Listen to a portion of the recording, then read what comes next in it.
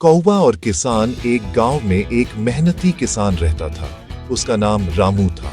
रामू रोज खेत में काम करता, अनाज उगाता और अपने परिवार का पालन पोषण करता। उसके खेत में पके हुए मक्के के दाने लहलहा रहे थे। खेत को देखकर किसान खुश था, लेकिन एक समस्या थी।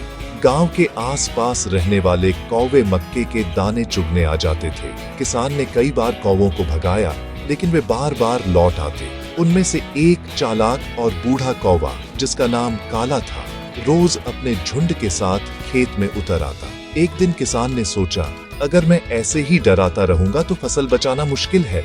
मुझे कोई उपाय करना होगा। उसने एक पुतला बनाया।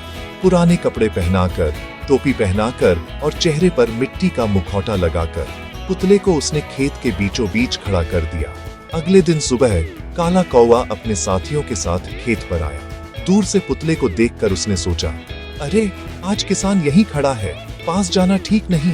सारे कौवे डर कर उड़ गए।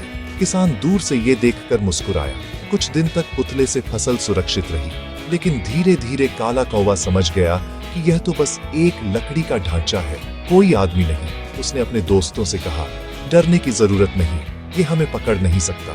अगले ही दिन सभी कौवे फिर से आ गए और दाने चुगने लगे। किसान ने यह देखा और सोचा, चालाक कौवों के लिए मुझे और चालाक बनना होगा। उसने खेत के चारों ओर जाल बिछाया और बीच में थोड़ा सा मक्का डाला। काला कौवा और उसके साथी उस भोजन के लालच में फंस गए। किसान ने उन्हें पकड़कर दूर जंगल में छोड़ दिया ताकि वे वापस न आ सके।